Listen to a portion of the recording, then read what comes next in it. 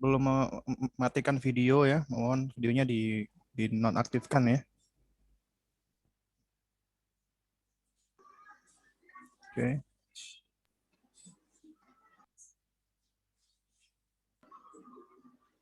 Siapa yang ngomong, Mbak? Gile bisa ngomong. Handphonenya bisa ngomong.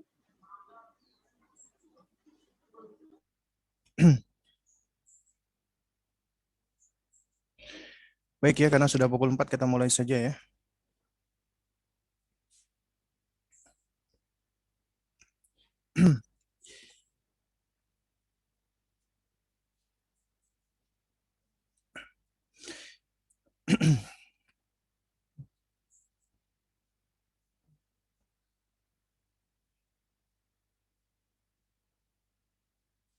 Baik.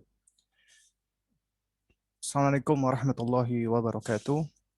Innal hamdalillah nahmaduhu wa nasta'inuhu wa nastaghfiruh wa natubu ilaih wa na'udzu billahi min syururi anfusina wa min sayyiati a'malina. May yahdihillahu fahuwal muhtad wa may yudlil falan tajida lahu waliyyan mursyida.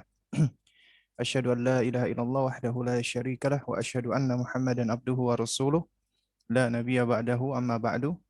Fa inna asdaqal kalami kalamullah wa ahsanal huda huda Muhammadin sallallahu alaihi wa ala alihi wasallam wa syarrul umuri muhdatsatuha wa kullu muhdatsatin bid'ah wa kullu bid'atin dhalalah wa kullu dhalalatin finnar amma ba'du. Baik, ikhwatal kiram rahimani wa rahimakumullah, para ayah dan para bunda yang dimuliakan Allah Subhanahu wa taala ya, khususnya dari Bulan Bintang Islamic School. Ya, alhamdulillah kita bersyukur kepada Allah Subhanahu wa taala yang mana di sore hari ini kita diperkenankan kembali untuk bersua melanjutkan kajian kita ya, kajian Dwi Pekanan, yaitu membahas sebuah risalah atau kutayib yang berjudul Mema la yasa'u ya atfalul muslimina jahluhu, ya, yaitu perkara-perkara yang tidak sepatutnya anak-anak kaum muslimin tidak mengetahuinya, yang sudah kita terjemahkan dengan judul anak-anak pun harus tahu. Dan kita melanjutkan yaitu bab tentang adab atau etika, dan kita sudah sampai di pertanyaan yang keempat dan kelima yang akan kita bahas di sore hari ini insya Allah. Yaitu pertama, adab etika di dalam silaturahim, di dalam menjalin ya hubungan kekerabatan. Kemudian pertanyaan yang kelima adalah etika atau adab di dalam ukhuwah. Ini penting untuk dipelajari, diketahui oleh setiap muslim ya, terutama orang tua, ya, agar kita bisa mendidik anak kita bagaimana caranya dan apa keutamaannya atau fadilahnya dan bagaimana bentuknya yaitu untuk bersilaturahim dan berukhuwah ya. Dan tentunya agama kita adalah agama akhlak, agama yang mengajarkan adab. Di dalam hal ini juga ada beberapa adab yang harus kita pahami. Ya. Nah, muallif atau penulis berkata, etika atau adab di dalam silaturahim, yaitu pertanyaan yang keempat, bagaimana caranya menjalin silaturahim? Nah, Toib, sebelum kita bahas ya bagaimana caranya kita menjalin silaturahim, yang perlu kita ketahui pertama kali adalah apa yang dimaksud dengan silaturahim, ya. Jadi yang dimaksud dengan silaturahim itu apa di sini? Ini adalah perkara yang perlu kita pahami dulu, ya. Jadi kalau kita perhatikan ya, kata silaturahim itu terdiri dari dua kata. Yang pertama adalah kata silah, ya. Yang pertama adalah kata silatun, ya. Nah, kata silah, ya, ini kalau kita perhatikan ya, asal katanya adalah kata wasola. Wasola yasilu. Ya, artinya menyambung, menjalin, ya, menghubungkan. Ya, jadi dia merupakan masdar ya, bentuk infinitif ya, atau bentuk kata benda dari predikat atau kata kerja wasola yasilu. Artinya adalah menyambung atau menjalin, ya. Nah, kata kata apa namanya wasola ini lawan katanya adalah qata'a, memutus. Makanya ada orang yang menyambung silaturahim dan ada yang memutus silaturahim, ya. Nah, jadi ini yang perlu kita pahami ya. Jadi kata silatu itu bentuk masdar dari kata wasalah. Kemudian kata rahim ya, kata rahimah atau rahimu ya, kata rahim itu asal katanya ya itu sebenarnya dari kata rahimah ya, artinya kasih sayang. Tapi yang dimaksud oleh para ulama kata rahim di sini adalah maknanya adalah tempat bertumbuhnya anak ya, uterus. Yang kita juga sebut dengan bahasa kita adalah apa namanya? Rahim ya, rahim. Tempat tumbuhnya anak. Ya. Nah, ini jadi menunjukkan bahwasannya kata silaturahim ini adalah kata yang menunjukkan adanya jalinan atau hubungan kekerabatan karena unsur kekeluargaan, yaitu unsur kelahiran. Artinya ya silaturahim di sini adalah menjalin hubungan dengan orang-orang yang dilahirkan dari rahim yang sama. Itu makna asalnya. Ya.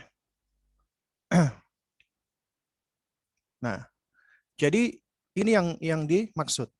Dan para ulama di sini memang berbeda pendapat dengan kata silaturahim di sini. Menjalin silaturahim atau menyambung silaturahim di sini ya. Itu kata rahim di sini. Apakah maksudnya adalah ya rahim bermakna menjalin hubungan dengan orang-orang yang dilahirkan dari satu rahim yang artinya adalah mahram ya, artinya mahram, ataukah yang dimaksud adalah makna rahim di sini adalah makna yaitu orang-orang yang menjadi ahli waris ya, yang menjadi ahli waris ya. Nah, intinya adalah dikatakan silaturahim berarti hubungan yang erat atau dekat karena di situ ada hubungan kekerabatan, ada hubungan nasab, ada hubungan darah, hubungan kekeluargaan. Nah, ini yang dimaksud dengan silaturahim. Agama kita itu sangat memperhatikan ya tentang hubungan kekerabatan ini. Ya. Sebagaimana di dalam hadis ya, riwayat Imam Bukhari ya. Hadis yang masyhur ya, yaitu hadis yang diriwayatkan oleh sahabat yang mulia Abu Hurairah radhiyallahu taala anhu. Qala Rasulullah sallallahu alaihi wasallam, "Man ahabba an yubsata alaihi fi rizqihi wa an yunsa'a lahu fi atharihi falyasil rahimahu." Falyasil rahimah. Kata Nabi SAW, man ahabba, siapa yang senang, ya, atau di dalam lafaz yang lain dikatakan man sarrahu, ya, siapa yang gembira, siapa yang senang, ya, an yubsata la alaihi, ya, an yubsata alaihi fi rizqihi, ya, siapa yang senang untuk ya yubsata itu dilapangkan, diluaskan alaihi atasnya, fi rizqihi di dalam rezekinya. Artinya siapa yang senang rezekinya itu dilapangkan atau diluaskan. Wa an yunsa'a, dan siapa yang senang untuk yunsa'a ya, itu dari kata nasa'a ya, itu artinya adalah ya, dari kata itu apa, ansa'a ya. Ansa'a yunsi'u artinya mengakhirkan atau mengulur atau memanjangkan atau mengakhirkan. Ya, itu maknanya. Artinya wa an yunsa'a, dan siapa yang ingin diakhirkan atau diulurkan atau dipanjangkan usianya. Jadi fi atharihi. Jadi kata atharihi ini, athar itu memang artinya ya bisa bermakna jejak atau bekas. Athar ya. Juga bisa bermakna ajal, kematian ya. Sebagian ulama menjelaskan yang dimaksud dengan athar di sini adalah sisa usianya. Ya. Jadi usia. Nah, oleh karena itu dikatakan siapa yang senang ya agar dilapangkan rezekinya dan dipanjangkan usianya, ya wa an yunsa'alahu fi atharihi falyasil rahimah, maka hendaknya dia menyambung atau menjalin hubungan kekerabatan. Artinya dia nggak boleh memutuskan hubungan kekerabatan, ya. Nah, jadi hadis ini menunjukkan bahwa ya apabila seseorang hamba dia senang ya kalau dia mendapatkan rezeki yang lapang, kemudian dia dipanjangkan usianya, maka ya kuncinya di sini adalah hendaknya dia menjalin atau menyambung silaturahim, ya, menyambung apa namanya kekerabatan, ya. Ya, dia hendaknya menyambung tali kekerabatan, ya. Dan ini juga sesuai dengan firman Allah Subhanahu wa taala di dalam surat Ar-Ra'd, ya. Ayat ke-21, Allah Subhanahu wa taala berfirman, "Walladzina yasiluna ma amara Allahu bihi an yusalah wa yakhshawna rabbahum wa yakhafuna su'al hisab." Ya. Walladzina yasiluna ma amara Allahu bihi an yusalah. Dan orang-orang yang dia berupaya untuk menyambung atau mengaitkan atau menjalin hubungan, ya, yaitu sesuai dengan apa yang Allah perintahkan agar dijalin atau dikaitkan atau dihubungkan atau disambung. Kemudian mereka adalah orang-orang yang yakhshawna rabbahum, yang khasyah, takut kepada Rabbnya, dan wa yakhafuna su'al hisab, dan mereka takut dengan hisab yang buruk, ya. Ini adalah cirinya orang-orang yang beriman atau mukmin. Nah, ayat ini menunjukkan bahwa ya Allah Subhanahu wa taala menggandengkan 3 hal. Pertama, ya dia menyambung ya sesuatu yang memang diperintahkan Allah untuk disambung. Nah, kata para ulama, ini adalah ayat yang tegas yang menerangkan tentang perintah untuk menyambung silaturahim, menyambung tali persaudaraan, ya. Ya. Nah, ini pendapat dari sebagian ulama. Yang dimaksud dengan yasiluna ma amarallahu bihi an yusala, maknanya adalah menyambung tali kekerabatan. Kemudian dia takut dengan Allah, dan kemudian dia juga takut dengan hisab yang buruk untuknya. Ya. Nah, jadi jamaah sekalian muliakan Allah Subhanahu wa taala, ya. Ini menunjukkan bahwa ya Islam itu sangat perhatian sekali dengan yang namanya menjalin tali kekerabatan. Dan ini harus sudah kita ajarkan kepada mereka. Dan di antara kerabat yang paling dekat dengan anak adalah orang tuanya. Dan orang tua juga ya kerabat yang dekat di antaranya adalah juga anaknya dan orang tuanya. Maka ajarkan dia tentang hal ini. Kemudian juga selain itu adalah mereka yang lahir dari rahim yang sama dengan ibunya, yaitu saudara-saudaranya anak, ya. Kakak adiknya anak kita. Maka kita harus ajarkan ini agar mereka ya berusaha untuk dari semenjak kecilnya menghargai, menghormati, mencintai ya saudara-saudaranya di atas ikatan ya nasab, kekerabatan, dan yang lebih penting dari itu adalah di atas ikatan iman, tauhid, ya. Nah, kemudian juga ajarkan tentang ada kerabat yang dekat, ada kerabat jauh. Nah, di antara kerabat dekat ya tentunya adalah ya saudaranya, kakek, neneknya, itu adalah di antara kerabat dekat. Kemudian ada kerabat-kerabat jauh, ya, yaitu mulai dari pamannya, bibinya, keponakannya, dan seterusnya, ya. Lalu kemudian saudara dari kakek dan seterusnya. Jadi ini adalah termasuk kerabat, ya. Nah, di antara kerabat itu adalah sepupu, ya, misanan kalau kata orang Jawa, ya. Nah, ini juga termasuk kerabat. Kita harus ajarkan tentang ya silsilah keluarga. Ya, ini adalah fulan anaknya ini fulan, ya, anaknya paman ini saudaranya Abi, agar mereka kenal nih dengan saudara mereka. Kenapa? Karena menjalin kekerabatan itu perintah Allah Subhanahu wa taala dan juga perintah Rasulullah. Dan ajarkan ketika kita menjalin kekerabatan atau silaturahim, itu Allah akan lapangkan rezeki kita. Dan ajarkan yang namanya rezeki itu tidak mesti harus berupa uang. Ya, bisa berupa lainnya. Ya, kebahagiaan, teman yang soleh, waktu yang berharga, kesehatan, itu semua adalah rezeki dari Allah. Nah, jadi kalau kalian ingin mendapatkan rezeki yang lapang, yang luas, maka jaga tali kekerabatan. Ya. Itu diantaranya. Dan juga apabila seseorang ingin supaya dipanjangkan usianya, maka juga jaga tali kekerabatan. Nah, kalau ada yang bertanya, bagaimana maksudnya dengan dipanjangkan usianya? Bukankah setiap manusia itu ya sudah tertulis ya usianya, ajalnya, sebagaimana firman Allah di dalam surat Al-A'raf, ya di dalam surat Al-A'raf ya, ayat ke-34, Allah Subhanahu wa taala mengatakan walikulli ummatin ajalun. Setiap umat itu memiliki ajal. Ajal artinya batas-batas waktu, ya. Fa idza jaa ajaluhum la yastakhiruna sa'ah wa la yastaqdimun. Dan apabila ajalnya sudah datang, mereka nggak bisa mengakhirkan, nggak bisa mengundur-undurnya, dan juga nggak bisa memajukan. Artinya, ya ajal itu suatu hal yang sudah ditentukan oleh Allah, nggak bisa dimajukan, nggak bisa dimundurkan. Loh, terus berarti apakah bertentangan dengan hadis ini?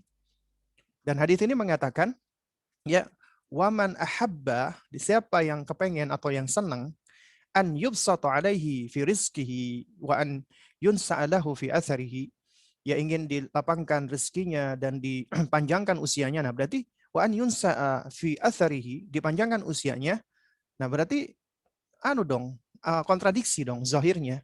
Dengan apa? Dengan firman Allah tadi surat Al-A'raf, ya. Nah, oleh karena itu yang perlu kita perhatikan adalah, ya, jika kita mendapati ada suatu hal yang tampak kontradiksi, maka nggak boleh kita langsung memutuskan dengan akal kita. Nggak boleh kita gegabah ataupun serampangan. Kenapa? Karena ilmu kita terbatas, ya. Oleh karena itu yang harus kita lakukan adalah apa? Kita merujuk kepada orang-orang yang lebih alim dibanding kita. Karena sejatinya ini tidaklah kontradiksi. Karena betapa banyak orang menganggap kontradiksi padahal tidak kontradiksi, ya. Nah, oleh karena itu para ulama juga menjelaskan hal ini, ya.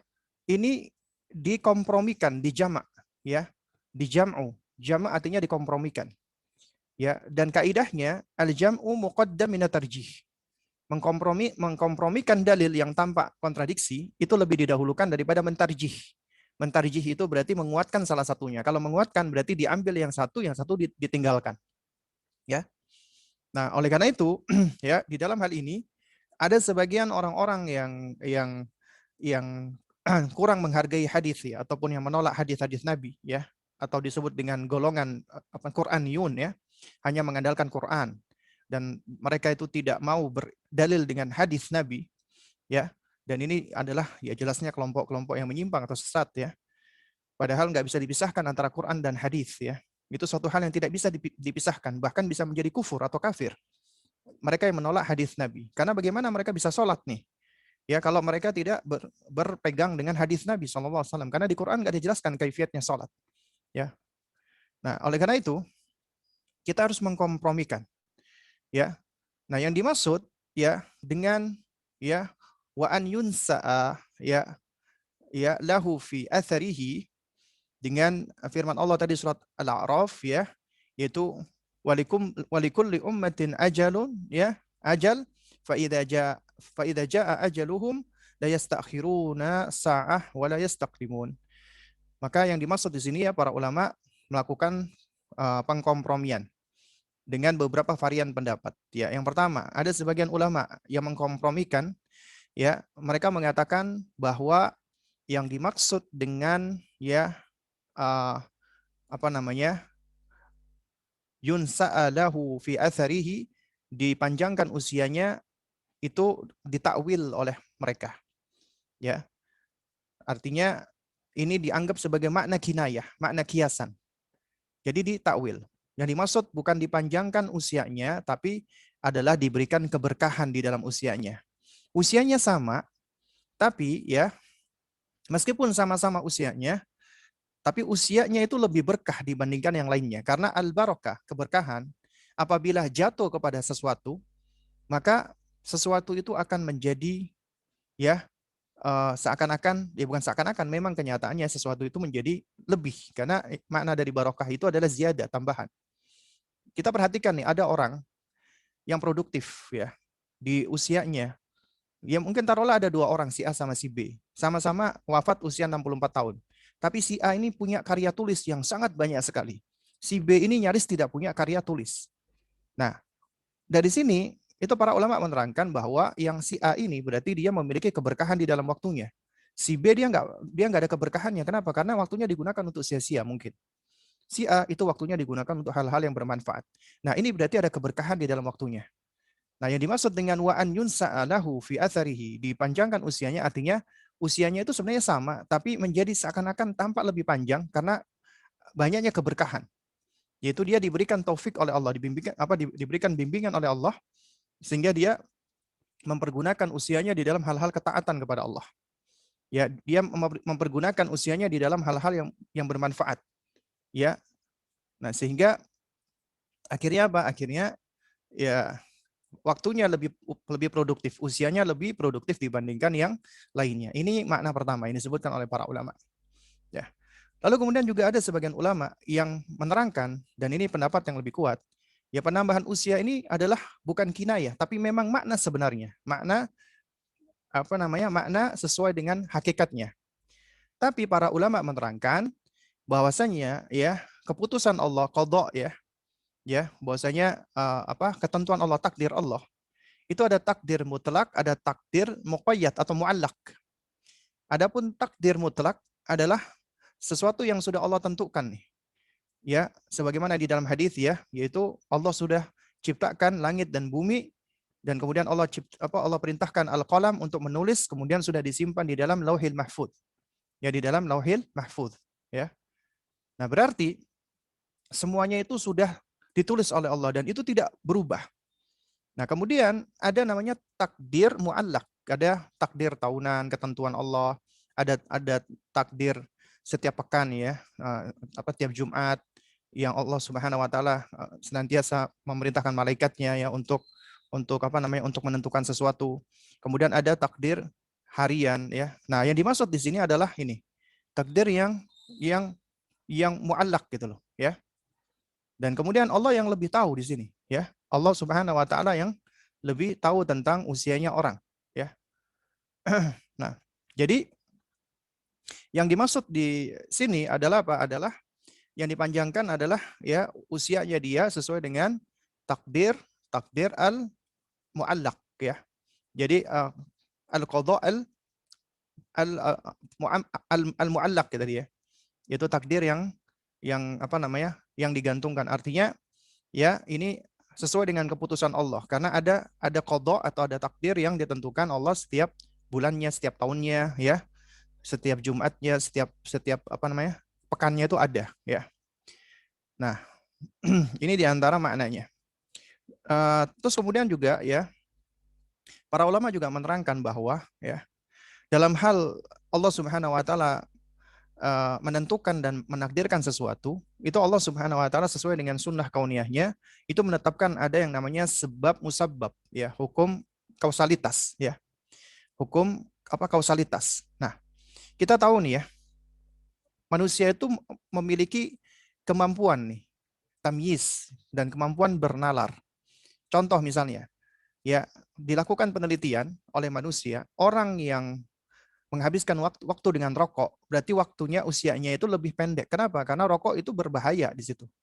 Ya, rokok berbahaya, bisa memendekkan usia. Kenapa dikatakan memendekkan usia? Karena bisa membunuh manusia karena rokok tersebut. Sebab rokok tadi. Ya, jadi rokok ini bukan yang membunuh secara mutlak, tapi sebab rokok ini akhirnya manusia itu mati. Tetap matinya adalah ketentuan Allah. Ya, tetap matinya adalah ketentuan Allah. Allah yang memutuskan. Nah, di sini ada sebab ya. Dengan sebab rokok ini akhirnya orang itu meninggal dunia. Ya, di usianya muda. Kenapa? Karena dia mengkonsumsi sesuatu yang membahayakan. Ya. Meskipun mungkin ada para perokok yang ya usianya lebih panjang. Ada yang seperti ini ya. Tapi secara golib ya, secara umum ya, mereka yang mengkonsumsi rokok itu berarti gaya hidupnya tidak sehat. Nah, berarti apa? Tingkat hidupnya lebih pendek. Demikian pula orang yang menjaga kesehatan, misalnya makan sehat ya, kemudian dia berolahraga rutin, dia kemudian memilih makanan yang sehat ya, nutrisi yang cukup, istirahat juga cukup. Nah, ini juga diantara yang dapat menjadi faktor yang memanjangkan usia. Nah, ini yang disebut dengan tadi ya, adanya sebab. Nah, oleh karena itu kata para ulama di sini yang dimaksud dengan ya yunsa lahu fi atharihi artinya memanjangkan usianya secara sebab. Ya. Jadi ini termasuk sebab, tapi sebab yang syar'i. Karena dikatakan syar'i karena berasal dari Rasulullah Shallallahu alaihi wasallam. Artinya begini, apabila Anda ingin usia Anda panjang, maka ada sebab duniawi. Sebab duniawinya yaitu gaya hidup sehat. Ya, gaya hidup yang sehat. Kemudian di situ ada sebab syar'i. Di antara sebab syar'i adalah Anda yaitu tadi menjalin tali kekerabatan. Nah, ini ikhtiarnya manusia, ya. Tapi tetap penentunya Allah Subhanahu wa taala. Allah yang tetap menentukan hasil akhirnya, ya. Nah, jadi mudah-mudahan bisa dipahami ya. Ya, jadi di sini para ulama menerangkan ya bahwa hadis ini sebagai targhib, sebagai dorongan ya. Dorongan agar manusia itu bersemangat dan mau berikhtiar untuk menjalin tali kekerabatan ya. Karena apa? Karena ya makna daripada hadis ini ya sebagaimana yang diutarakan oleh Syekh Abdurrahman bin Nasir apa namanya? As-Sa'di ya rahimahullahu taala bahwa ya orang yang menyambung tali kekerabatan ya maka dia akan mendapatkan keridhaan Allah Subhanahu wa taala. Dan ketika dia mendapatkan keridhaan Allah, Allah akan berikan kebaikan, pahala dan balasan. Dan pahala balasan apabila Allah ridha dengan seseorang, Allah segerakan di dunia dan Allah juga akan balas nanti dia di akhirat. Nah, di dunia Allah akan berikan. Di antaranya apa? Usia yang panjang tadi, ya. Ini menjadi sebab usia diperpanjang, ya. Nah, ini yang dimaksud. Nah, oleh karena itu makanya kita ajarkan kepada anak-anak kita bahwa dengan kamu nak menjaga silaturahim, menjaga tali kekerabatan dengan saudara-saudara kamu, kamu saling berkasih sayang, saling mengunjungi, maka insya Allah Allah akan ridho, Allah akan sayang sama kamu. Dan usiamu akan diberkahi. Dan juga usiamu akan dipanjangkan oleh Allah Subhanahu wa taala. Allah akan memanjangkan usia kamu. Memanjangkan usia di dalam kebaikan, di dalam ketaatan. Ya, jadi maknanya seperti itu. Lalu bagaimana caranya? Ya ditulis oleh Syekh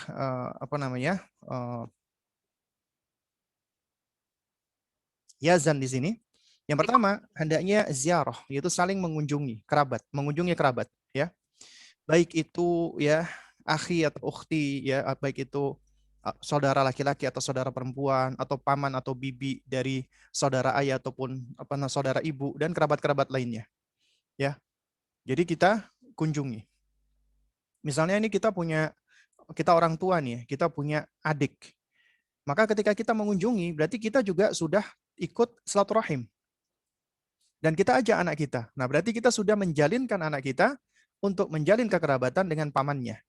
Kalau pamannya punya anak, maka dia akan juga menjalin kekerabatan juga dengan anaknya. Nah, berarti di situ sudah banyak poin-poinnya ya. Poin-poin kebaikan. Lalu kemudian juga selain itu adalah ya mengajarkan mereka untuk berbuat baik kepada kerabat mereka. Berbuat baik dengan ucapan, perkataan, ajarkan adab ketika berkunjung. Ya, bagaimana etikanya? Assalamualaikum ya. Salam dulu, kemudian juga menjaga etika di sana ya. Artinya ketika kita hendak pergi ke tempat yang privacy ya, itu harus izin dulu ya. Itu diajarkan, harus izin ya ketika mereka hendak ke kamar atau ke tempat atau mau ke kamar mandi ya. Jadi nggak boleh dibiarkan begitu saja. Harus diajarkan anak kita tentang etika-etika ataupun adab. Ya. Terus kemudian juga ajarkan etika atau adab untuk menghormati yang lebih tua ya. Lalu kemudian bagaimana cara berbicaranya dengan orang yang lebih tua. Ini adalah tugas kita sebagai orang tua. Ya. Jadi berbuat baik kepada mereka dengan ucapan dan perbuatan serta ringan tangan di dalam membantu mereka. Artinya ya senang membantu kerabat kita yang lagi kesulitan. Misalnya kita punya keluarga nih, punya adik ya, tiba-tiba kita dengar berita adik kita sakit nih. Ya misalnya kena COVID-19. Ya, jadi yang kita lakukan adalah apa? Adalah kalau kita nggak bisa mengunjungi, kita telepon ya. Dan kemudian kita ajak ya anak kita, misalnya video call ya, kemudian kita doakan mudah-mudahan Allah berikan kesembuhan, kemudian juga kita kirimkan makanan untuk mereka dan ya seperti itu intinya ya. Jadi kita tunjukkan kebaikan-kebaikan agar dicontoh oleh anak-anak kita. Ini tentang silaturahim. Toib. Lalu kemudian yang kedua, etika atau adab di dalam ukhuwah ya. Nah, jadi di sini sebenarnya ketika bicara ukhuwah untuk anak-anak, ya memang kaitannya adalah berkaitan dengan bagaimana mereka bermusahabah, bersahabat. Ya. Makanya pertanyaan yang kelima adalah bagaimana seharusnya sikapku terhadap saudara-saudaraku dan sahabat-sahabatku. Berarti kita mengajarkan bab ukhuwah di sini kepada mereka. Dan kita harus ajarkan bahwasanya ya, seorang muslim, seorang mukmin itu adalah saling bersaudara, ya. Adalah satu dengan yang lainnya adalah mereka saling bersaudara, ya. Nah, juga kita jelaskan ya, di antara surat Ali Imran ya. Allah Subhanahu wa taala berfirman, "Wa'tasimu bihablillahi jami'an wa la tafarraqu." Dan hendaknya kalian berpegang teguh ya dengan tali. Tali Allah artinya di sini adalah agama Allah, ya. Syariat Allah, ya. Yaitu hendaknya kalian berpegang dengan agama dan syariat Allah, hukum-hukum Allah, ya.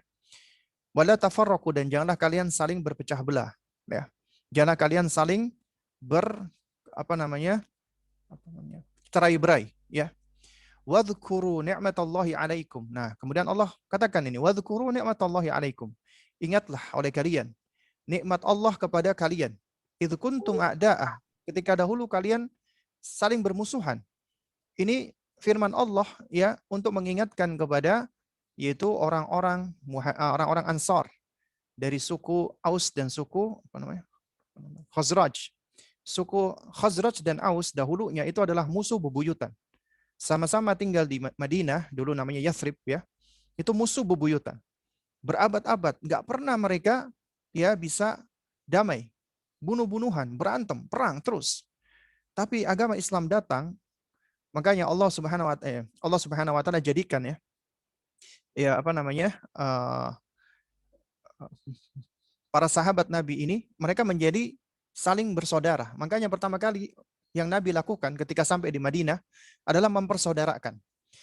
Nabi mempersaudarakan antara Ansor dengan Ansor, suku Aus dengan Khazraj. Kemudian Nabi mempersaudarakan antara antara Muhajirin dengan Ansor, antara ya suku-suku atau kabilah di Mekah yang berhijrah dengan mereka, yaitu para pemukim yang ada di Madinah. Ya. Ini yang dilakukan oleh Nabi. Beliau melakukan persaudaraan dulu, ya. Nah, kemudian Allah ingatkan di sini, wadhkuru ni'matallahi 'alaikum id kuntum a'da'ah. Ingatlah nikmat Allah kepada kalian ketika dulu kalian tuh saling bermusuhan. Nah, berarti ini disuruh untuk mengingat nikmat Allah. Nikmat apa itu? Yaitu ya fa'alafa baina qulubikum. Allah Subhanahu wa taala menautkan. Allah Subhanahu wa taala mempersatukan hati-hati kalian. Ya fa'asbahtum bi ni'matihi ikhwana. Dan kemudian jadilah kalian dengan nikmat tadi. Nikmat apa? Nikmat persaudaraan. Kalian menjadi orang-orang yang saling bersaudara. Nikmat ukhuwah, nikmat persatuan. Ya. Nah, ini adalah firman Allah yang jelas tentang bahwasanya ya al-ukhuwah atau ta'akhi ya, itu bersaudara itu merupakan nikmat dari Allah Subhanahu wa taala, ya. Ini adalah nikmat, ya. Dan juga masih banyak ya hadis-hadis Nabi SAW yang menerangkan tentang keutamaan untuk apa? Untuk saling bersatu, ya. Nah, makanya di antaranya adalah Nabi SAW itu beliau mengajarkan ya al-muslimu akhul muslim la yadhlimuhu wa la yakhdhuluhu wa la yahkiruhu. At-taqwa hahuna ya Nabi menunjukkan kepada dadanya sebanyak 3 kali. Beliau mengatakan al-muslimu akhul muslim. Seorang muslim adalah saudara bagi muslim yang lainnya. Dikatakan akhu, saudara. Ya. Artinya kita se-Islam itu saling bersaudara, ada ukhuwah. Al-muslim akhul muslim. Nah, namanya saudara ini Nabi terangkan nih, yang namanya saudara ya adalah la yadhlimuhu, tidak boleh menzaliminya, enggak boleh menganiayanya, enggak boleh mengambil haknya, enggak boleh merampas haknya. Ya. La yadhlimuhu. Kemudian wala yakhdhuluhu, enggak boleh menghinakannya, enggak boleh merendahkannya, ya. Jadi enggak boleh ya kita menghinakan dia, ya. Wala yahkiruhu, enggak boleh kita meremehkan dia, mengentengkan dia. Ya. Ini adalah di antara hak persaudaraan yang dijelaskan oleh Nabi. Kemudian Nabi mengatakan at-taqwa hahuna. Yang namanya ketakwaan itu ada di sini. Nabi menunjukkan kepada dadanya, ya. Nabi menunjukkan kepada dadanya. Kemudian makanya Nabi mengatakan ya, Nabi mengatakan bihasbi imri'in minasyarri an yahkira akhahul muslim. Ya cukuplah seseorang dikatakan jelek apabila dia meremehkan saudaranya sesama muslim. Ya. Nah, makanya kemudian Nabi mengatakan apa? Kullul muslimi 'alal muslimi haramun damuhu wa 'irduhu wa maluhu.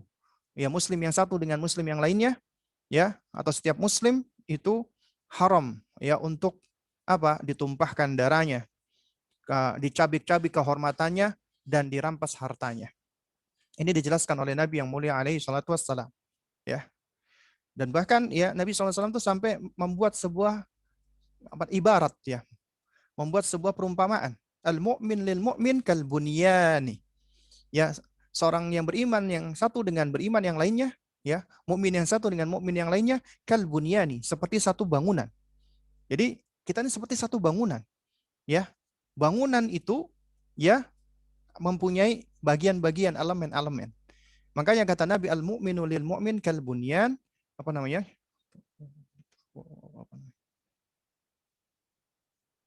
Yashuddu ya ba'dhuhu ba'dhan, ya. Yaitu saling menguatkan, saling menopang, saling mengokohkan satu dengan yang lainnya. Ya, ya. Nah, kemudian Nabi SAW juga di dalam sejumlah riwayat, Nabi ketika mengatakan al-mu'min lil mu'min kal bunyan, Nabi SAW itu beliau jalinkan ya tangan-tangan beliau, jari-jari beliau seperti ini. Artinya menunjukkan bahwasanya satu dengan yang lainnya itu saling menguatkan, ya.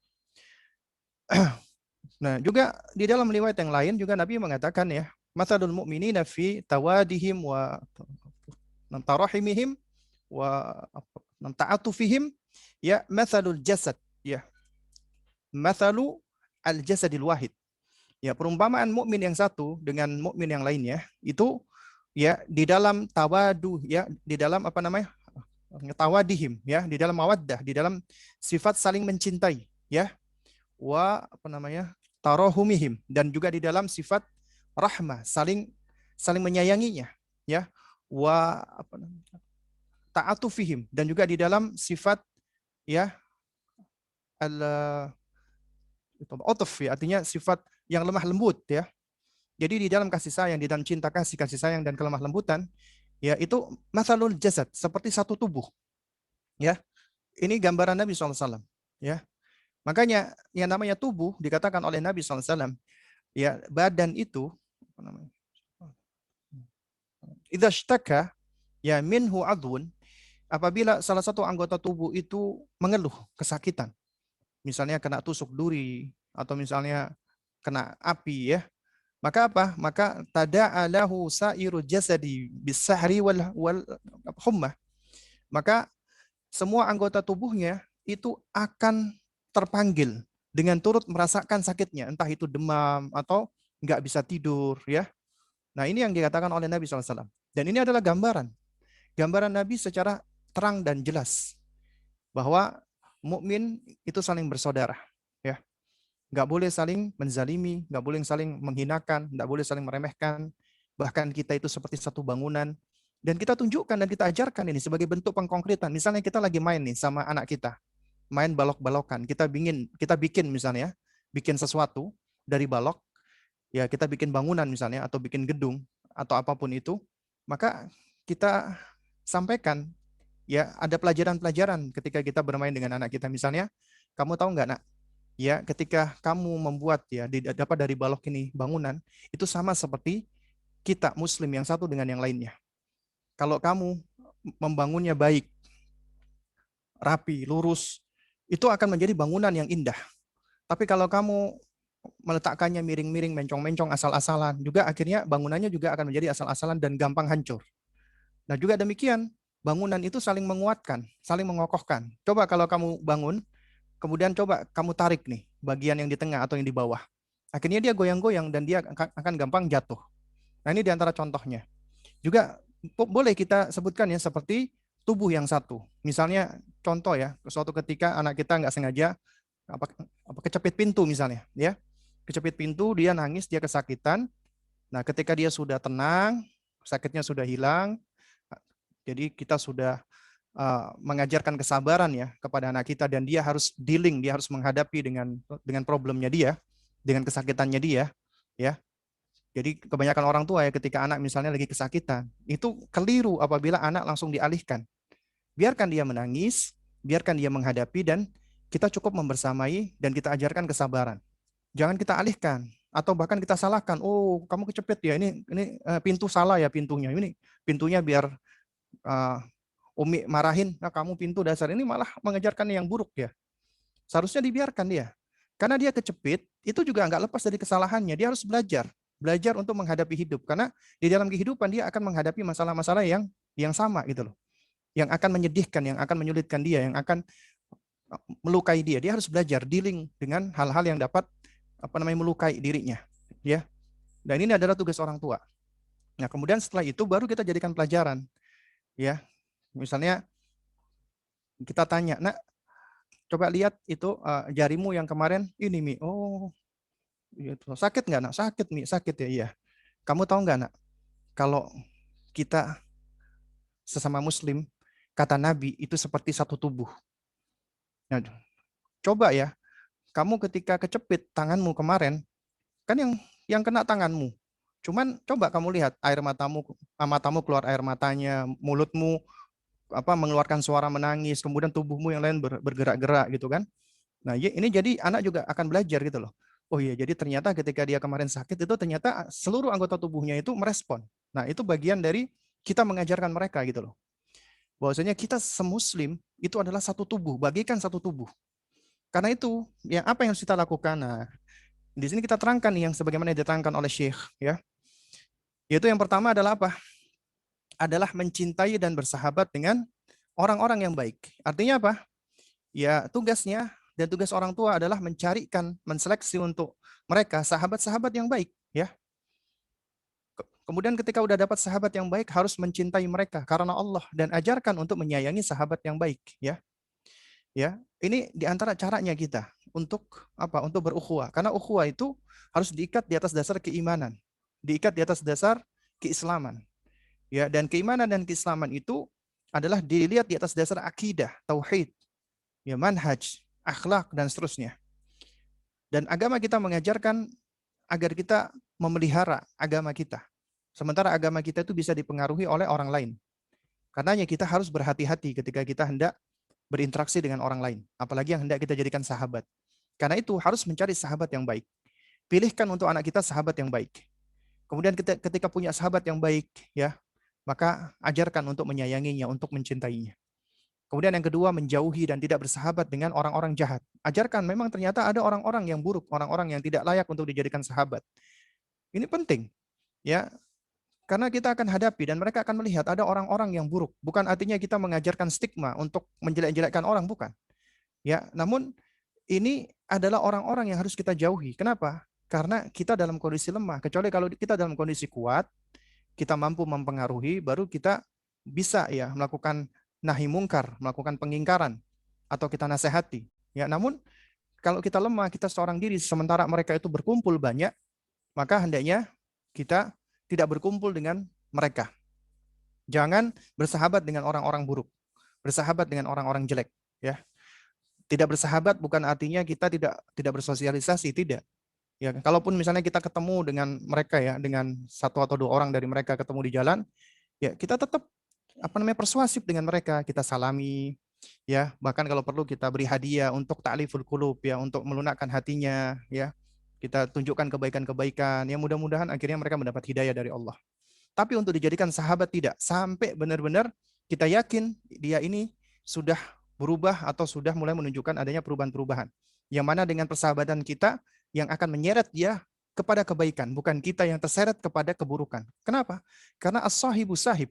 Sahabat itu penyeret. Ya, imma sahibu ilal jannah atau ilal nar. Entah dia akan menyeret kita ke surga atau ke neraka. Karenanya itu penting.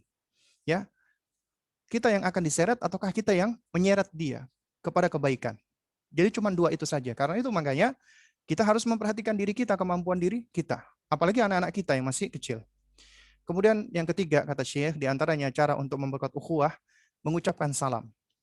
Kenapa? Karena Nabi SAW itu beliau pernah mengatakan, ya, maukah kalian aku tunjukkan, ya, dengan suatu amalan yang apabila kalian lakukan perbuatan tersebut, maka kalian akan saling mencintai. Apa itu afsus salam bainakum? Hendaknya kalian saling mengucapkan salam di antara kalian, menyebarkan salam di antara kalian.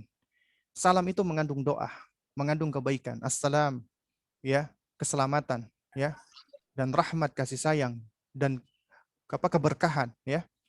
Jadi ada 3 doa.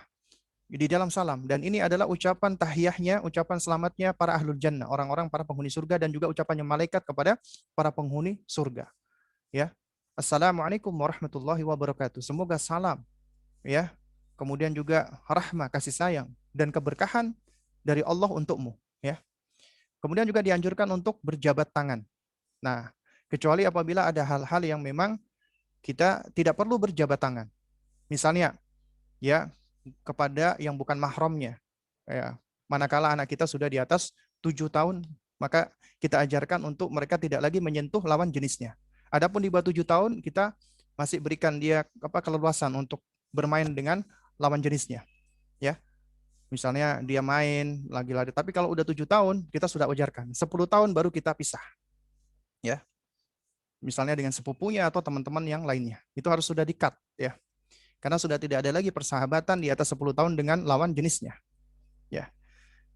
Terus kemudian juga misalnya ketika di dalam jabat tangan itu misalnya ya menimbulkan maldarat, ya. Misalnya dia sakit atau kita yang sakit. Ya, seperti saat ini ya, misalnya dalam kondisi wabah yang mana itu bisa menjadi sebab mentransmisikan penyakit. Ya. Kemudian yang keempat adalah menjenguk mereka, membesuk mereka ketika mereka sakit. Ya, dan juga mendoakan agar mereka diberikan kesembuhan. Dan menjenguk orang yang sakit itu datang di dalam sejumlah riwayat, ya, maka ya malaikat akan mendoakan orang yang menjenguk orang yang sakit. Ya, itu akan didoakan oleh malaikat. Dan kemudian dia akan mendapatkan pahala. Dan kemudian dia akan dicintai oleh sahabatnya. Dan ketika dia berdoa mendoakan sahabatnya, ya, yang sakit tadi, misalnya dia mengucapkan ucapan syafaqallah, kita tahu berdoa itu ibadah. Dari doanya juga Allah akan Allah ridhoi, Allah berikan ganjaran pahala, dan juga bisa jadi sebagai sebab ya Allah kabulkan doanya sehingga temannya menjadi sembuh. Dan ini akan menguatkan rasa cinta dan ukhuwah. Ya, kemudian juga diantaranya adalah mendoakan mereka ketika bersin. Ya, nah jadi ketika bersin itu harus kita ajarkan adabnya, adab ketika bersin. Ya, hendaknya ketika bersin itu ya tidak bersin sembarangan, artinya dia harus menutup ya, karena di situ kan ada yang keluar ya. Di antaranya ada penyakit-penyakit yang juga ikut keluar. Jadi harus ditutup dengan kain atau dengan tangan atau dengan siku. Nah, kemudian ajarkan anak kita ketika bersin untuk bertahmid kepada Allah. Ini adabnya Rasulullah, mengucapkan alhamdulillah. Ya. Dan apabila mendengarkan orang yang bersin, kemudian dia bertahmid, maka kita doakan, ya. Apa doanya? Namanya. Nah, yarhamukallah, ya. Ini yang di Instagram kalau lihat saya minum tangan kiri, yaitu karena efek kamera ya. Saya minumnya pakai tangan kanan. Baik. Ketika bersin, alhamdulillah kita doakan yarhamukallah. Nah, orang yang bersin tadi, ketika dia mengucapkan alhamdulillah, kemudian ada yang mendoakan yarhamukallah, semoga Allah merahmatimu, maka dibalas lagi, ya. Ya, maka kita doakan, ajarkan mereka untuk membalas doanya. Yahdikumullah wa yuslih balakum. Yahdikumullah, semoga Allah memberimu hidayah, wa yuslih balakum. Ya, dan Allah memperbaiki keadaanmu atau kondisimu.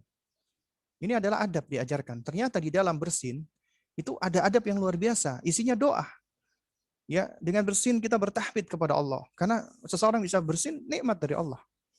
Ya, yang tadinya bisa mempengaruhi ya saluran pernapasannya atau hidungnya. Kemudian akhirnya ya kita tahu ya kalau secara sebab kauniyah ya, secara sebab kauniyah bersin itu ya bagian dari mekanisme tubuh ya untuk apa? Untuk merespon dari benda-benda asing yang masuk ya, diantaranya ke saluran napas kita atau ke tenggorokan kita. Kemudian kita bersin. Ya kita bersyukur kepada Allah. Alhamdulillah. Kemudian orang yang mendengarkannya mengucapkan yarhamukallah, semoga Allah merahmati kamu. Kemudian kita balas, kita ajarkan balasannya, ya yahdikumullah wa yuslih balakum. Semoga Allah memberimu hidayah dan Allah memperbaiki keadaanmu. Kemudian yang keenam, ya adalah memenuhi undangan mereka. Jika mereka mengundangmu dan untuk mengunjungi mereka. Tapi tentunya undangan-undangan yang bersifat mubah atau yang bersifat mustahab. Ya, tidak undangan yang bersifat haram. Contoh misalnya ya mereka bikin acara makan-makan atau mereka bikin acara walimah atau mereka bikin acara akikoh, atau mereka bikin acara yang lainnya. Tapi kalau itu acara bid'ah, acara maksiat, maka kita tidak hadir memenuhi undangan apabila itu acara-acara kemaksiatan atau bid'ah. Misalnya mereka bikin acara ulang tahun, atau mereka bikin acara misalnya kumpul-kumpul dengan teman-teman yang di dalamnya ikhtilat atau isinya maksiat, maka kita tidak hadir di dalam acara-acara seperti ini. Ya. Tapi kalau itu acaranya sifatnya mubah, ya misalnya diundang karena mau bikin acara, ya acara-acara yang sifatnya walimah atau yang semisalnya, maka kita hadir, datang. Kemudian juga yang nggak kalah penting ya di sini adalah memberikan nasihat, karena konsekuensi dari cinta kasih dan perhatian harus menasehati. Karena yang namanya sahabat itu bukanlah orang yang selalu membenarkanmu, tapi yang namanya sahabat itu adalah orang yang sudi mengoreksimu ketika salah, nggak selalu membela dan membenarkan kamu. Ya, oleh karena itu makanya nasihat itu adalah bukti kasih sayang. Anda tidak dikatakan mencintai seseorang meskipun itu pasangan ataupun keluarga Anda, sampai Anda menasehati mereka ketika mereka keliru. Dan siapa di antara kita yang tidak keliru? Kita semua pasti melakukan kesalahan.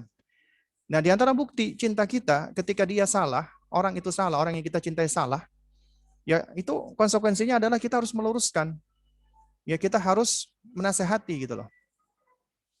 Kemudian yang kedelapan adalah menolong mereka ketika mereka dizalimi.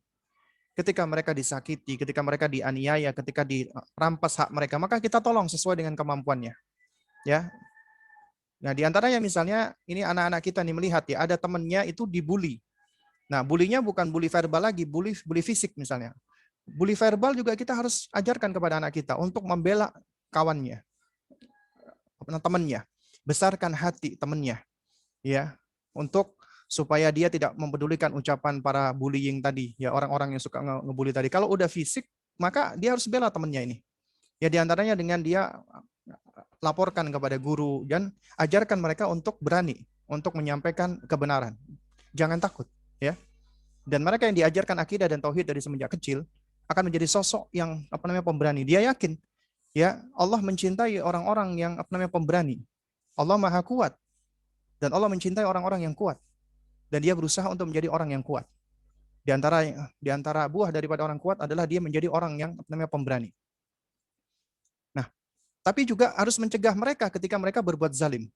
Kita punya teman kita menyakiti orang lain, teman kita ngebully orang lain. Maka di antara tugas teman, ya bukan hanya menasehati, dicegah. Kita larang dia. Nggak boleh dia menyakiti orang lain. Nggak boleh dia menganiaya orang lain. Misalnya dia mau mukul, ya, dan kita memiliki kemampuan, kita tahan, ya, agar dia tidak memukul dan menyakiti orang lain. Ini juga bagian dari melatih keberanian anak. Dan ini sebagai bukti, ya. Jadi kita ajarkan bahwasanya namanya bukti kasih sayang kita ketika teman kita ini sedang berbuat aniaya, sedang berbuat buruk, maka kita harus menghalangi, kita harus mencegah dia. Itu bukti karena kita sayang dengan mereka gitu loh. Bukan dibiarkan, nanti dia marah sama saya, nanti dia ini. Itu malah kita nggak peduli sebenarnya. Artinya kita biarkan dia berada di dalam keburukan. Ya, lalu kemudian yang ke-11, yang ke-10 ya. Mencintai bagi mereka sebagaimana yang kita senangi untuk diri kita sendiri. Maksudnya, ini sebagai pengejauhan tahan hadis Nabi SAW. Ya, Nabi mengatakan, ya, la yu'minu ahadukum hatta yuhibba li akhihi ma yuhibbu li nafsihi. Tidaklah beriman salah seorang dari kalian sampai dia mencintai bagi saudaranya sebagaimana yang dia cintai bagi dirinya. Artinya, kalau dia senang dirinya mendapatkan kebaikan, maka dia juga harus senang ketika temannya mendapatkan kebaikan. Apabila dia senang ketika dirinya itu mendapatkan ilmu, maka dia juga harus senang apabila temannya mendapatkan ilmu. Apabila dia senang apabila ya jika seseorang dia tuh suka kalau dirinya itu belajar ngaji, maka dia harus senang dong ketika ada temannya juga belajar ngaji. Kadang-kadang syaitan datang nih. Ya, syaitan datang masuk ke hati, ya, kemudian membisikkan agar hasad. Ya, di antaranya apa? Ketika kita lihat nih ada teman yang kita kenal, wah dia ini orangnya dulu nggak pernah ngaji, tiba-tiba ngaji. Ah paling cuman ini doang, paling cuman itu doang. Tiba-tiba hasad. Kita nggak senang melihat orang berubah kepada kebaikan. Kita nggak senang. Ini penyakit hati, hasad. Nah berarti harus kita jauhkan ini. Di antaranya apa? Cara menjauhkan hasad, yaitu mencintai bagi saudara kita sebagaimana yang kita cintai untuk diri kita. Ya, juga sebaliknya. Kalau kita nggak suka kita ini disakiti, maka kita juga nggak suka kalau teman kita saudara kita yang kita pedulikan, yang kita sayangi tadi juga dia sakiti. Ini berarti mengajarkan empati. Nah, berarti ini pengajaran empati ini akan mengajarkan mereka untuk apa? Untuk bisa berlaku yang baik. Memperlakukan orang lain sebagaimana dia ingin diperlakukan. Nah, kemudian yang berikutnya adalah menolong mereka jika mereka membutuhkan pertolongan. Artinya jika mereka butuh tolong, butuh bantuan, kita ajarkan ya supaya anak kita bisa membantu sesuai dengan kemampuannya. Tapi tentunya menolong di dalam kebaikan. Tidak menolong di dalam keburukan. Misalnya ada temannya minta tolong untuk mencuri, nggak boleh. Minta tolong untuk ngebully orang lain, ini nggak boleh. Atau minta tolong untuk melakukan keburukan-keburukan, maka tidak diperbolehkan. Ya, tapi menolong apabila dia mengalami kesulitan, ketika dia lagi jatuh atau dia lagi disakiti atau dia lagi dianiaya, kemudian mampu untuk untuk kita bela, untuk kita tolong, maka harus ditolong. Ya. Kemudian yang ke-12, tidak mengganggu mereka baik dengan ucapan ataupun perbuatan. Nah, artinya ya kalau kita ini mengajarkan kepada anak-anak kita tentang haknya teman, sahabat, maka ya kalau taruhlah kita nggak mampu untuk membela mereka, ya karena memang ya kita tidak dituntut ya untuk melakukan sesuatu melebihi dari kapasitas ya. Artinya ketika mereka dibully oleh teman-temannya, anak kita ini nggak sanggup nih misalnya ya. Ya, jadi at least ya minimal ya jangan ikut-ikutan gitu loh. Jangan ikut-ikutan turut mengganggu atau turut ya menyakiti baik dengan ucapan ataupun dengan perbuatan. Nah, jadi ya tetap harus harus menjaga hak-haknya dia. Kemudian juga yang ke-13 adalah menjaga rahasianya. Apabila misalnya dia menyampaikan suatu rahasia, aku punya rahasia nih ya, gini-gini. Jangan diceritakan, ajarkan. Pentingnya untuk menjaga amanat. Di antara menjaga amanat adalah menjaga rahasia. Ya.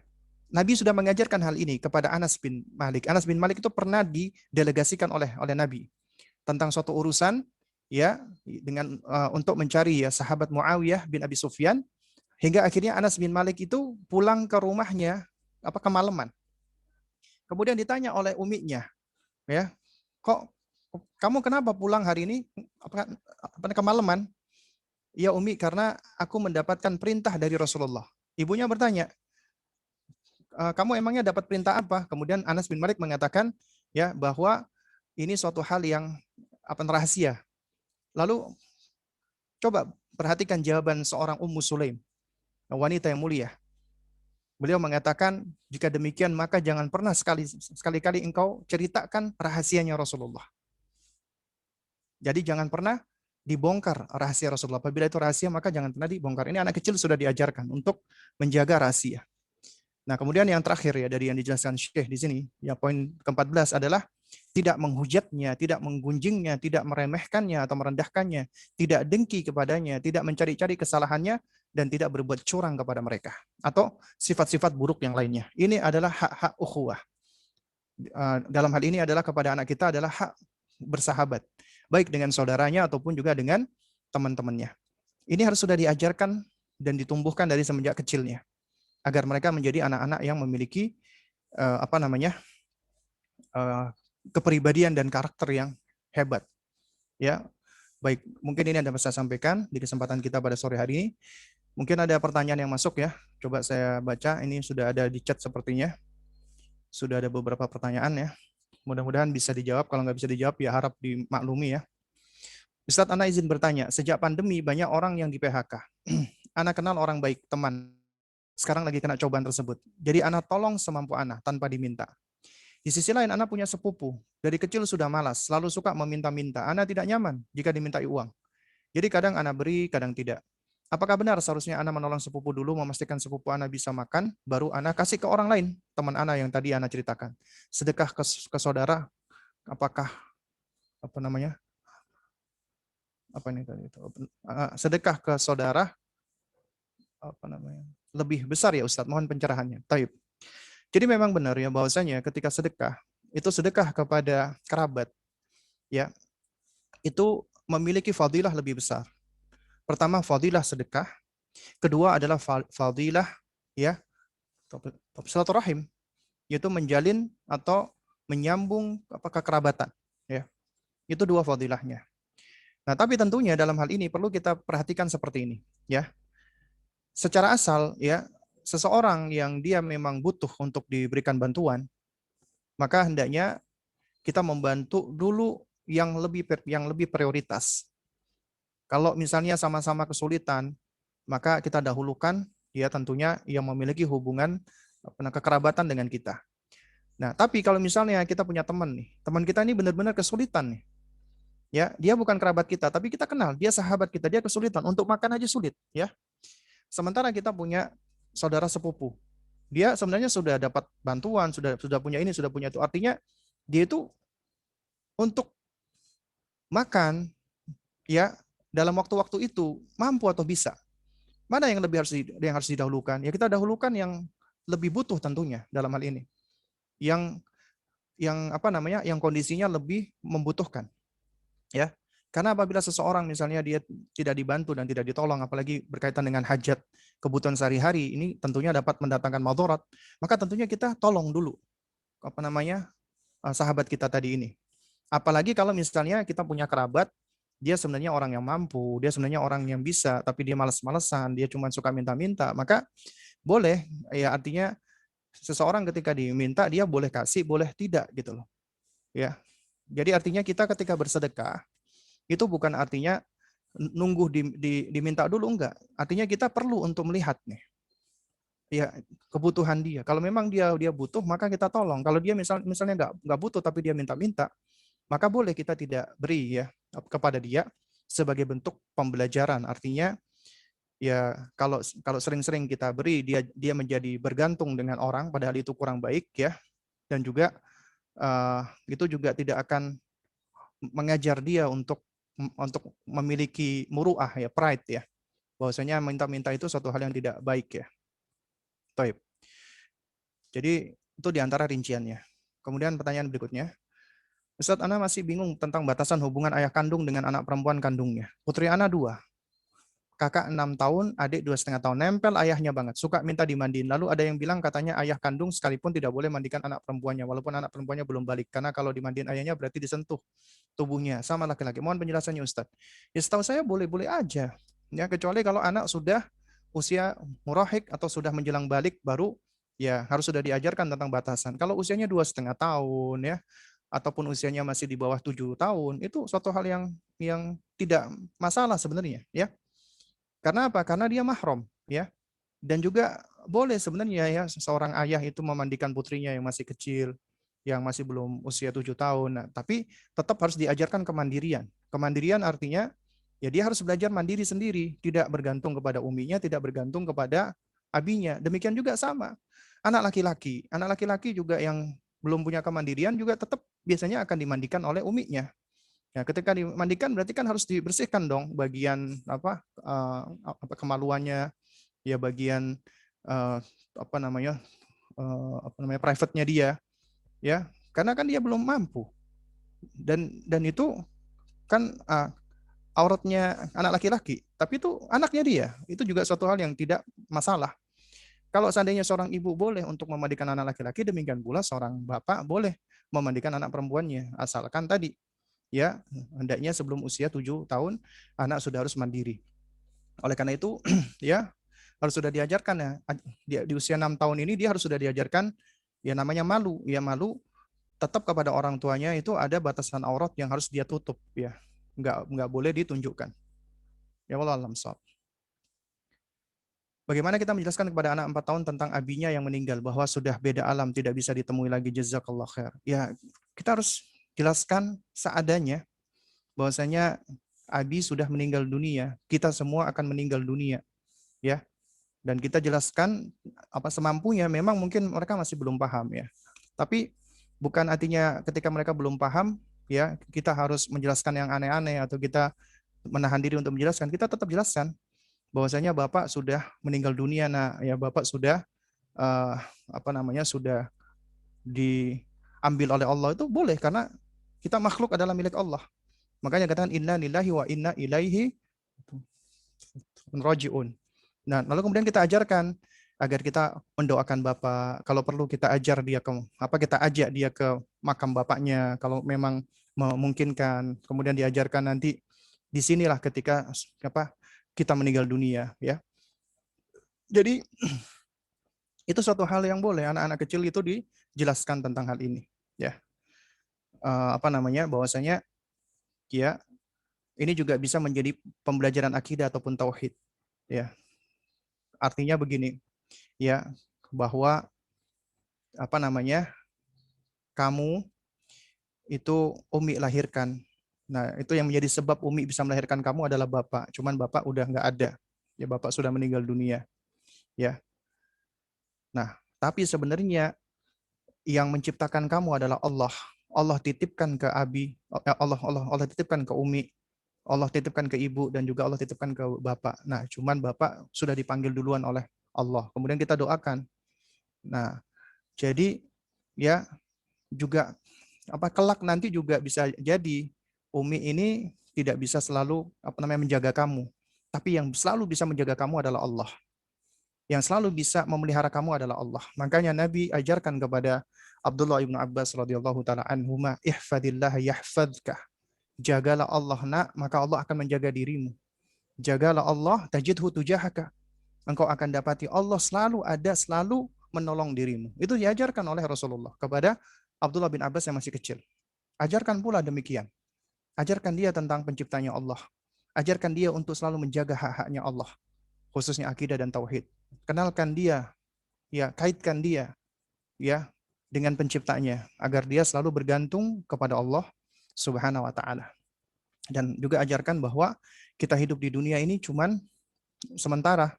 Kita boleh jelaskan kepada anak kita tentang surga dan neraka, tapi kita lebih banyak menjelaskan tentang surga. Ya, kita kurangi penjelasan tentang apa itu neraka. Kita lebih banyak menjelaskan tentang surga sebagai kampung halaman kita, ya, tempat yang indah, ya. Boleh, meskipun anak-anak itu memang belum mampu untuk pemikiran abstrak katanya, tapi tetap mereka tuh mempunyai at-tafkir khayali, kemampuan imajinatif yang luar biasa.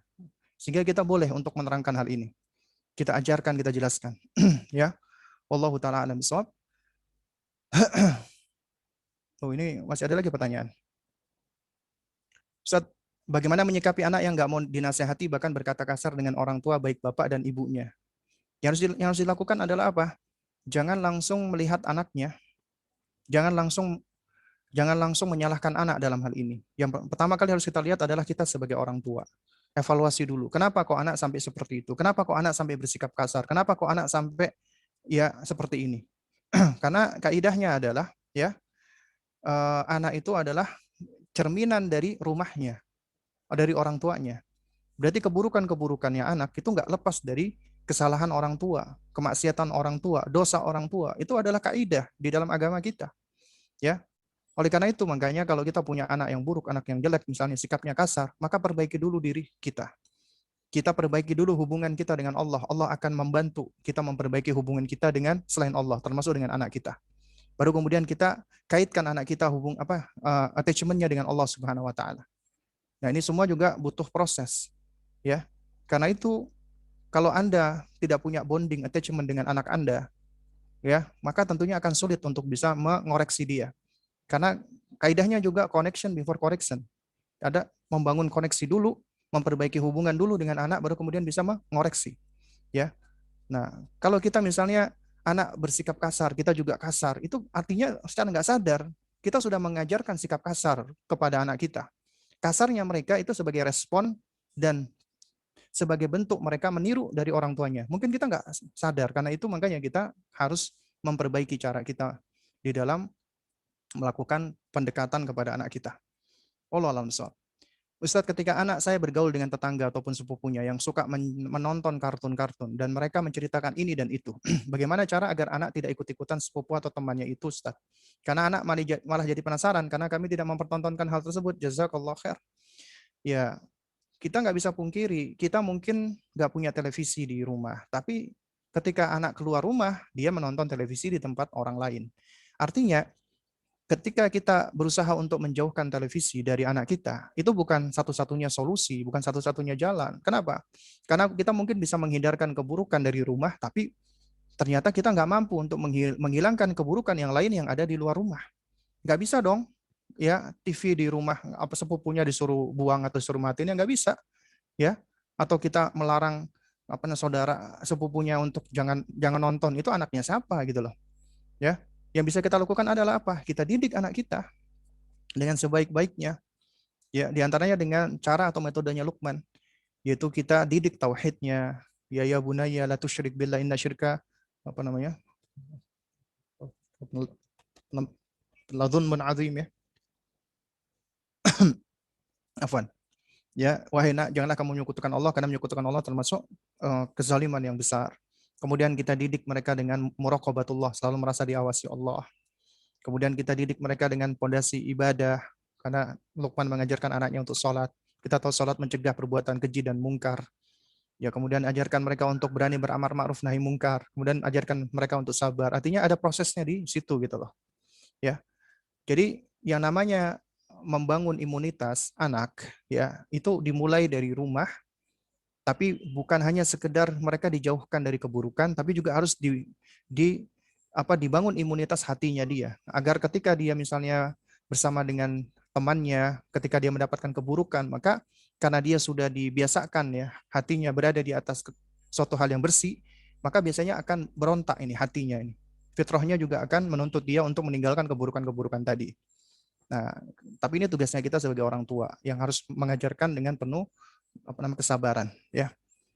Jadi ya ini suatu hal yang perlu kita perhatikan, ya. Lalu kemudian juga kita juga harus berikan batasan-batasan, ya, apa kepada anak kita. Ada waktu-waktu dia boleh bermain, ada waktu-waktu di mana kita sampaikan kepada dia bahwasanya ada acara-acara yang nggak baik, ya. Oleh karena itu yang tepat adalah kita jangan mengkat semua tontonan buat anak kita. Kenapa? Karena dia akan menjadi penasaran nih, ya. Anak itu ketika dia di-cut, kemudian dia punya teman, dia penasaran, dia akan ikutin temannya. Tapi kita fasilitasi dia, tapi kita pilih-pilih.